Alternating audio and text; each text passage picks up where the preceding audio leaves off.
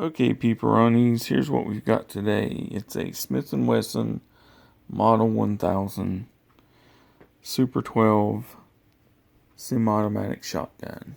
I redid the finish, redid the stocks a little bit, then I finished it off with some Renaissance wax. Beautiful scroll engraving. It is a semi-automatic, as I said before. It is empty, nothing in the chamber. Beautiful chrome bolt, and under, and here you have the Smith & Wesson logo, which I think is really cool. A nice recoil pad on it. These are the shells I got out, some 2 3/4 and 3-inch. This particular shotgun, if I can get this to focus. Yeah, Smith & Wesson. This is made in 1980. I contacted Smith & Wesson, and they told me when it was actually made. Smith & Wesson Model 1000 Super 12. It's on safety, but if you take it off safety and it is, unloaded, it has an excellent trigger. Just sweet trigger. Of course, I slicked up the internals a little bit, so that probably helps. But yeah, it's multi-choke. I have a modified choke in it right now. 3-inch chamber, but it'll shoot 2 3/4 inch and any 2 3/4 inch and any 3-inch Magnum slugs, double aught, everything. I usually have it loaded up with some double aught and a slug or two for home defense. It's 4-shot because I took the duck plug out.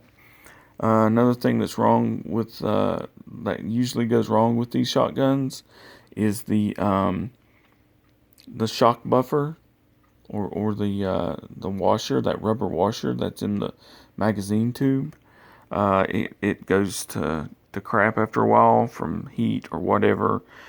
People putting solvents in there, and it gums up the whole works inside internally.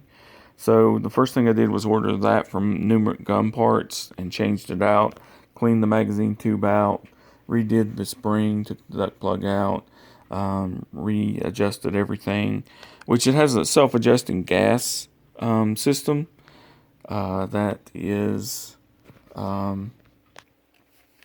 pretty much good to go for any shooting that you want to do.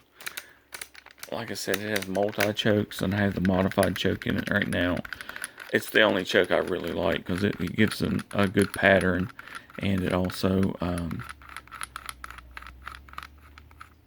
this thing's really on there, and it tightens everything up, but it's not too tight.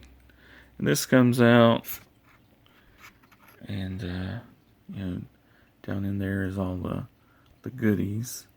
But this is what regulates the gas, actually. But a lot of times that washer in there is so gone and corroded. And I've seen people on YouTube have these shotguns, and they're like, oh no, it gets gummed up because it gets dirty. It gets dirty, and we need to keep spraying solvent in there. And they keep spraying solvent and making the problem worse. And let me make sure this is all good and tight.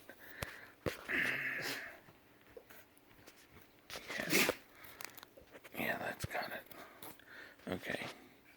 Excuse my mess. We're about to, we've been cleaning stuff out today. But yeah, it's a great shotgun. I mean, very accurate. It's got the double beads, a mid-length bead and a bead, gold bead on the other side. I had another one before. I redid it too, and I gave it to my son JJ. But yeah, it's beautiful shotgun, and you can shoot trap with it, you can hunt with it, you can use it for home defense. It's just, I paid a little bit of nothing for this thing. because it wasn't in not the greatest shape when I got it, and now it's just the bluing's perfect. The wood, I can't find anything on the wood so far. Try not to handle the finish too much because I put Renaissance wax on it and I don't want to get it all over my hands. Not that there's that much on it, but great engraving on the barrel and everything. Great engraving on the on the receiver. Works great, really smooth.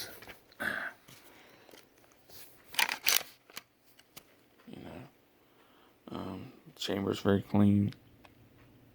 It's very smooth. And then it's just bam, bam, bam, bam, and works all day long.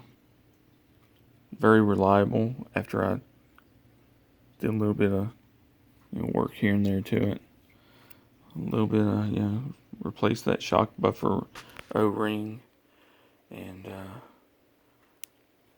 adjusted the springs and everything. Slicked up the internals. Like I said, just a absolute sweet trigger. Put it back on safe. So I'm gonna load it back up after this. That's all, folks.